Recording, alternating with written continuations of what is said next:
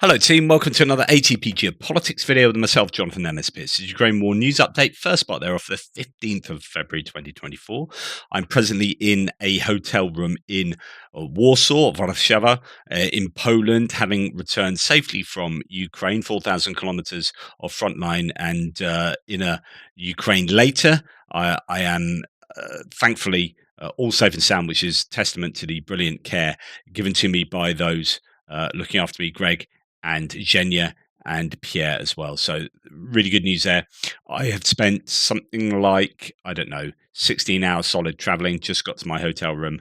Going to crack out some videos giving you some news that won't be as timely as they would have been had I done this morning, but it's just obviously impossible. Some people, some Russian trolls, Nikos G on my thread saying, why haven't you done a Ukraine frontline update? Oh my goodness, because obviously Russia are doing quite well at the moment in places like Avdiivka. So he's like, you're not dude, you want to do a mapping update, jog on and make your own channel, sunshine. I'm 16 hours of traveling non-stop with no internet access. I'm not doing a frontline update. So yeah, get a life. Anyway, that's enough whinging from me. Let's look at, and actually I've got 2 days worth because I don't think I did this yesterday. I think only had a chance to do the geopolitics and a live stream with Greg. So I've got 2 days of figures to share with you. The 14th, so Valentine's Day, and then today. These are interesting figures to look at. So yesterday was 1,060 personnel lost, all the caveat supply. Remember, you can find them in the description to the video below. 9 tanks, 39 armored personnel vehicles, 66 artillery systems, is the highest to date. So something big is going on with Russian losses of artillery systems. We'll continue this conversation with today's statistics. 3 multiple launch rocket systems, 4 anti-aircraft warfare systems. Those are huge stats. The cynic might say, well, that's are they posting big numbers to try and cover up that Avdiivka is not going very well for them? I don't know. There are a lot of things blowing up as well. I mean, there's a lot of confirmation of these figures: 39 vehicles and fuel tanks, 5 pieces of special equipment. So that's a really challenging day yesterday for the Russians. Don't forget, it would have been challenging for the Ukrainians, but not in terms of equipment losses, in terms of personnel losses, I would surmise. Now, going on to today's losses, 950, still huge for personnel losses, 9 tanks, 47 armored personnel vehicles, and 54 artillery systems. Just the last 2 days, as according to General Staff, so, pinch of salt and all that, just in those vehicle categories, you've got what? That's 40, 50, 116, 120, 123, give or take. And then today you've got 56, 110. So that's what, 230 pieces of equipment lost, something like that, in 2 days. Wow. Just huge. So anyway, today another 1 warship to be added to that, as the landing craft, the Rapucha class landing craft ship, has been confirmed to have been sunk. 29 vehicles and fuel tanks and 1 piece of special equipment. This is bad news for the Russians. The question is, how bad is it for the Ukrainians? As ever, Andrew Perpetua's lost statistics. I think these are these are listed for the 13th, so that's going basically back 2 days rather than just yesterday. So I'm a little bit out of kilter, but nonetheless, let's go just through this because I haven't done so for this. Is a Me 8. Don't think I've done these figures. A Me 8 was lost. I would have mentioned that. It's a helicopter that I reported being shot down. I believe the crew escaped from that. That's what I heard. But yeah, it's well and truly destroyed. 2 boats lost, artillery, a number of bits of artillery there. T-64BV and another tank, M113 APC abandoned, and some damaged trucks and civilian vehicles there. And then for the Russians, some artillery pieces, a few tanks, a number of infantry fighting vehicles, trucks, MRAPs, civilian vehicles. So just a greater mass of Russian equipment lost. The ratio is looking like a 2-to-1 ratio, Russian to Ukrainian losses. Ukrainian would need more than that. It's probably just a little bit under 2-to-1, to be honest. And yeah, the Ukrainians would need 3-to-1 to 5-to-1, I would guess, to prevail in this war. And a Mi-8 loss for the Ukrainians is a high value loss there. So not the best day for the Ukrainians. That was 2 days ago. This one is from yesterday, so Valentine's Day, and this shows at the moment a landing ship there. So that big old, I don't know, 40-50 million dollar piece of kit lost, surveillance and comms equipment, a whole bunch of artillery, including three multiple launched rocket systems. And remember, we go back to yesterday, that was three multiple launch rocket systems. So there you go. That's going to be going. That's confirming those. So those are three grads taken out. You've got just one tank there, T-72, and then a whole bunch of infantry fighting vehicles and armored personnel carriers. Tiger M and some BTRs thrown in there, so slightly more recent pieces of kit, other than sort of the older MTLBs and so on and so forth. Number of trucks and civilian vehicles to be added to that, and a few of these Desert Cross Chinese like golf buggies that they're using, particularly down in the Krinky area. Now, for the Ukrainians, you can probably take off those two drones. I wouldn't have included those three drones. Wouldn't have included them. And we've got a decoy at the bottom there. A tree hit by Lancet. What do we have for the Ukrainians? Well, a couple of them 777 howitzers. That's going to be slightly painful. They don't want to lose too many of them. There's a couple that have been lost over the last few weeks. You can add Striker in to that. It's a second Striker I've seen recently. And then a couple of tanks, BMPs, BTRs, pickup trucks and whatnot. So we have a 3-to-1 ratio, 2.5-to-1 ratio probably of Russian losses to Ukrainian losses. You add that ship in there, and that is significant losses for the Russians. I just want to quickly see whether there is one from the 15th today from Andrew. Let's have a look at this one. No, that's your landing ship one. So yeah, nothing more recent than that. So yeah, Russians still losing an awful lot of kit, although the Ukrainians could do with some. Today I think was better, especially with the landing ship, but they need that ratio to be really damaging. Right. The Caesar Kunikov here, lots of footage, drone footage from those Magura V5 class drones, sinking it all from different angles, doing a pretty good job. I mean, I assume it's all about overwhelming a boat or a ship, sorry, that has only so many machine guns or weapons that can take those drones out. And if the drones are all coming from different angles, so in that footage you can see them coming from I think the port, the starboard, the stern. Just you aren't going to be able to take them all out if they are pretty much simultaneously attacking. So I think some clever tactics in the way that those drones are utilized there. This has been confirmed by basically everyone: Stratcom, Ukrainian armed forces, and the Ukrainian Navy. So that happened. It sunk. Russians are probably being quite quiet about that. Video of how the Group 13, the main intelligence service of Ukrainian cooperation with the Ukrainian Security and Defense Forces, destroyed the Caesar Kunikov, large landing ship of the Russian Black Sea Fleet. It was hit by the Magura V5 naval attack drones. The Caesar Kunikov was used by the Russian in the wars against Georgia, Syria, and Ukraine. Symbolically, the Soviet officer whom the ship was named was killed in the exact day 81 years ago.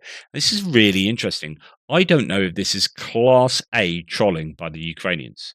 So they find a ship called the Caesar Kunikov and sink it on the same day that the person died who is named after. So that's pretty. I think that's pretty good grade A trolling as far as I'm concerned. Anyway, it's just in the same or on the same day that took place. I don't know when he said this exactly, but Matt Wallace said, anyone who believes Ukraine can beat Russia is clinically insane. Right.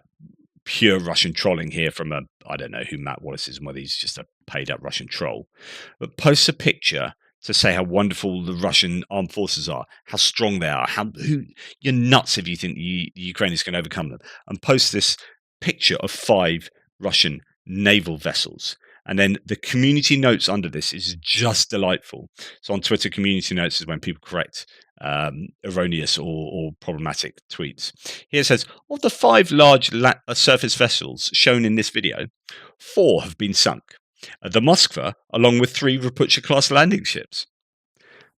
That is the flagship vessel of the entire fleet, entire Russian Navy, sunk, and 3 of the 4 landing class ships there, or 3 of the 3 Rapucha class landing ships also sunk. Anyone who believes Ukraine can beat Russia is justified. Anyway, to add to that, some more naval woes. Lots of people have been talking about Solokov, the Russian admiral who was supposedly killed in those big strikes on the naval headquarters in Sevastopol in Crimea. This happened several months back. When was it? September the 14th, it says there. Russian mill blogger confirms, actually, this has now been, I think, widely confirmed, that Sokolov, who held that post since September 14th, 2022, so Admiral of the Black Sea Fleet, has been removed from his post of Commander of the Black Sea Fleet. He's just been removed from his post. Where is he? He's dead. So he's clearly dead. He's been removed from the post, but no one's seen him since September the 14th because he's dead. He's been replaced by another chap, Vice Admiral Sergei Mikhailovich Pinchuk, who was appointed as the new commander. Again, it prompts a question: where's Gerasimov, who hasn't been seen since December, I think? Anyway, and he's head of the whole armed forces of. He's a commander in chief. Where is he? Where is Gerasimov? He must be dead, or very, very sick or injured. All right, some footage coming out here. Anton Goroshenko shares this. Quite a number of people have shared this. War Translated has also given a commentary on this. Quote, here are our destroyed tanks. This is a Russian videoing. I mean, this is bona fide Russian video imagery. You can't really argue with this. And what this person is saying that. Whether what he says is 100% accurate, I don't know. But he says, here's a corpse, half a body, a red ribbon, he's ours. Everything is covered with dead bodies. 30% of the brigade of 4,000 men were left. So 30% of 4,000, that means that 3 of those 4,000 men are dead. We haven't eaten or injured. We haven't eaten or drunk water for days. We have problems with water and food. The Russian soldier assesses the situation of the occupiers near Avdiivka. So this is actually near Krasnohorivka, to the north of Avdiivka, and where the Russians are evidently doing some meat assaults. Now, the Russians are having success in Avdiivka. They are pushing the Ukrainians back. They are throwing everything and the kitchen sink at the Ukrainians there. As you would expect, it's all sensible. They're using massive amounts of aerial bombardments with the CAB and FAB bombs. They are using artillery. They're using some of their freshest men that they can get hold of, just throwing everything there. And the Ukrainians have been throwing some reinforcements back at them and are doing what looks like, it is an operational withdrawal at the moment. They are withdrawing from Avdiivka. They've pulled out of Zenit, a number of places. So we'll come to that in a little while. But as costly as that is for the Ukrainians, it appears that it is incredibly costly for the Russians. So again, the question is always, is it worth it for either side? Whatever either side does, is it worth it? Was it worth the loss of however many troops and pieces of equipment that you've lost? And vice versa. The aftermath of a Russian strike with an FPV drone or Zala Lancet loitering munition on a Ukrainian domestically produced Bogdana. So this is a Bogdana, the self-propelled howitzer that they have produced themselves, Ukrainians. Has been hit, although it does look like that is salvageable. The aftermath of this strike, the hit caused damage to the cabin. After some repairs, the howitzer should be operational again. But yeah, worth pointing that out. In the Bakhmut direction, one Russian tank destroyed by Stugna. This is the SCIF, the indigenously constructed Ukrainian anti-tank guided missile system. Uh, so one Russian tank was destroyed by Stugner, another by direct tank fire. A third one was also hit, got disorientated, and started firing at its own positions. You can go and find out on NOR reports today. I haven't got time to link all of the referenced tweets in my description, but you can go and look for that and check that video out. I get in trouble if I show stuff like that, but just interesting seeing that take place. Now, moving on to sort of either Russia on fire or Russia on steam. I mean, someone's landing off a lot of steam here. Communal collapse in Russia's Novosibirsk continues. This time, a heating main has exploded. Local authorities call this a heating main defect. Temperatures there are -26. That is a significant issue. Just, I think, indicative of the lack of maintenance or the very old infrastructure that the Russians have. Now, this morning, there was some widespread missile attacks on Ukraine. Last night, the people of Ukraine were attacked by militants of the Russian terrorist state, says Michael McGay. He doesn't hold back, with 26 Russian and North Korean missiles. Ukraine defenders shot down half of them. So that looks like 13 out of the 26 missiles. And we can see that one of those is another type of missile. So, right. 6 ballistic missiles were launched from the Voronezh region, likely Iskander-M, but we do not rule out that we were attacked by North Korean supplied KN-23 ballistic missiles, says Yuri Ikhnat. What else? That is Ministry of Russian. No, I am going to. That's actually for later. We'll come back to that. So this is what I wanted to show you. This is absolutely phenomenal. Now, this woke me up this morning. I was woken up at about 10 to 5 this morning by air raid sirens going off big time in Maidan Square, where I was staying in Kiev. And the hotel Tannoy was blaring, go to the air raid shelter. What I did is I was packed, ready to go, and I was leaving at 5:20 anyway. So we went down, got into the truck, and shot to the train station. In fact, the train station main entrance was shut, and we had to walk all the way around, which for me is quite difficult, but nonetheless, that's what we had to do. And lifts weren't working, so lots of steps and all that kind of stuff. And that's the nature of what happens when there are big air raid warnings and indeed a big attack. So this was a massive missile. I don't know that anyone knows what it is yet. But this is a huge crater, and I think it's in the wooded areas near Butcher, somewhere near Butcher, and it hasn't hit anything significant. So it's just literally landing in field.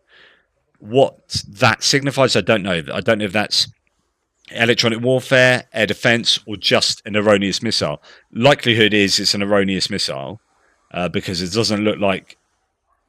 It just looks like this is where a missile has landed. It is a massive crater. Now imagine if that landed on a building. So Ilya Ponomarenko says, so here I am at the scene. It's real. It's really an impact crater, some 3.5 meters deep. It's new, and journalists and locals are coming over to see it. There was no ammo depot or anything, nothing but a meadow in the woods at the village's end. So, yeah, sizable. Scorched ground and a radial halo of the blast wave around the crater. I don't know what missile that was, but it was the one that woke me up. Right, now going on to what happened supposedly 24 hours ago or so. And someone, again, one of the Russian trolls, put this on my thread and just spouted the Russian claims. And I was saying to Pierre in the vehicle next to me about this. So the claims were that a training base near Selidove was hit by the Russians, and loads of people died. And then when they were coming to evacuate people, then they hit it again, and loads more people died, etc., etc. And it was denied straight away by the Ukrainians. But I said to Pierre, often that means there's something in it. So even though there's a complete denial, there's probably something in it. The question is how serious was it? Uh, and there's some footage. This is some footage Julian Rupka shared. Russian drone footage proves the killing of 15,000 to 30,000 Ukrainian soldiers in Seladovi, among with 3 entire SS brigades from Lutsk. He's obviously being had to happen. It's been a long time since I've done that. Anyway, he's being sarcastic about that. What we see from this is some fairly insignificant strikes from some munitions. There you get an explosion in the middle of a field, well, in the middle of some kind of setup. Not really an awful lot else. It's just that one again. Yeah. Oh, it so annoys me when you click on it again and it unmutes it. Like, if I want to unmute it, I'll tell you I want to unmute it. Don't just assume. You know what assume does? It makes an ass out of you and me. Anyway, so there you go. There's and another explosion there. So it looks like Seladovi was hit, or somewhere near Seladovi was hit, but the claims of the Russians, the idea that that's 1,500 people there, and the implication was that that many people will be affected. Well, not too sure. I don't know 100%, but other footage came out saying in Seladove, 3 people were killed. There was also hits in a hospital. Among the victims is a child. 12 residents are injured, 4 of them children. So, yeah, you've got a number of places being hit there, and video footage confirming that in Seladove. Yeah, I whether there are any troops killed at the training ground, I just can't confirm one way or the other. But I'm fairly certain that those shouting about that in the threads yesterday were overcooking the claims of that place being hit. What has been hit badly, absolutely has been hammered, is Avdiivka. So Russian forces conducted the largest ever set of airstrikes near Avdiivka in 2024. Russian forces intensified their assault on the city, bombarding it with 73 airstrikes. It's absolutely terrible, and that is a threat that needs to be solved. The aviation is acting with impunity at the moment in that area, and it is causing the Ukrainians one heck of a headache. Is horrific. The highest number in 2024, according to the ISW. Russia controls at least 15.4% of the city, and probably a lot more now. Um, uh, so, to add to that, what else? There has been 3 people have been killed in the village of Chorny in Kupiansk. That's seen some pretty bad strikes from the Russians there, but it does look again like general residential strikes that cause all sorts of issue. Right.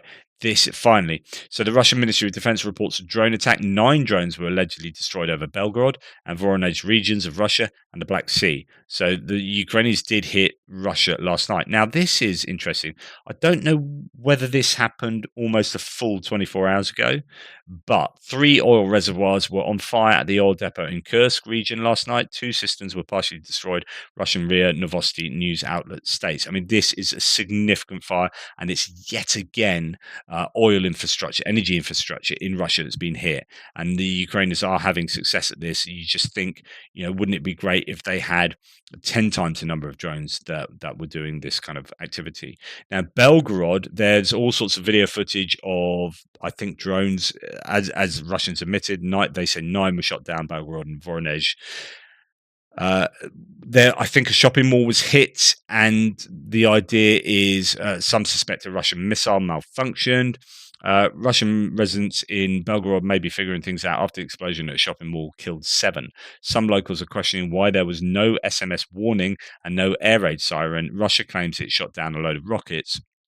The idea that if it was shooting down rockets and these were Ukrainian missiles, there was absolutely no warning about this. So there are theories that it was a malfunctioning Russian missile, of which there have been many in that area over the last however long.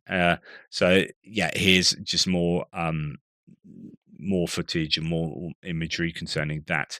Right, moving on to other bits and pieces now. As mentioned, Avdiivka is not looking good, but it does seem finally like the Ukrainians are doing that operation withdrawal rather than trying to hold on to everywhere there. Russians are preparing for a new offensive in the Zaporizhia direction, however. So this idea that near Robotyne they're getting ready for another push is interesting given what's going on in Avdiivka. I don't know if that is definitely the case. Situation in Avdiivka is dire, according to Alexander Borodin, the representative of the 3rd Separate Assault Brigade, ratio of 1 to 7. These are 2 Russian armies attacking there, about 7 brigades. The good news yesterday, and I heard this from primary sources, that I was in the car when the call came through to Zhenya, that they had several HIMARS then provided to Avdiivka to defend it. I think they previously only had one.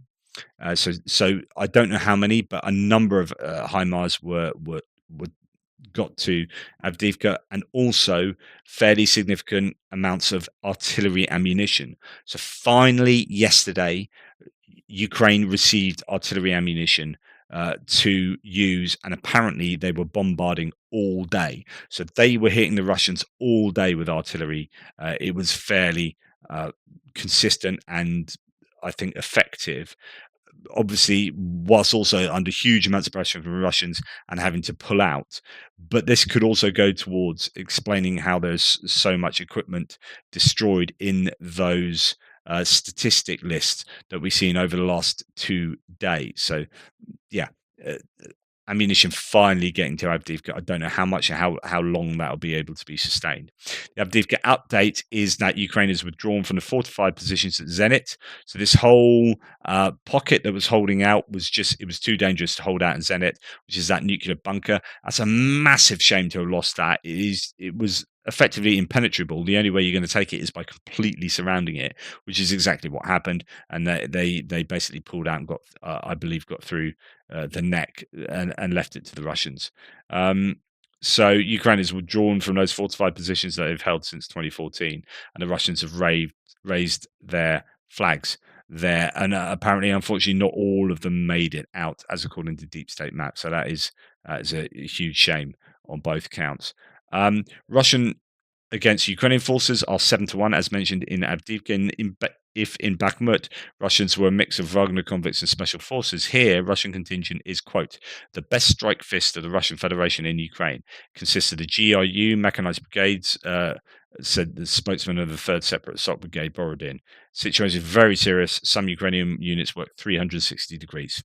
In other words, surrounded. So it is hairy for the Ukrainians. That's an understatement. Is pretty horrific stuff going on there. But I presume the Russians are taking some pretty heavy casualties as well. And if they are, that is happening to their very best forces too. And the White House has said, look, if the Republicans do not take measures in the near future, what is happening now in Avdiivka may well happen in other parts of the front. That is a summary, as according to Max 23, of what the White House has said. So, yeah, the ramifications of what's going on are in Congress are being keenly felt on the fields of outside Avdiivka and in the urban areas. It's as mentioned, pretty terrible. Anyway, that's the end of this video. Please like, subscribe, and share, and I'll get on with the next one. Toodle pips.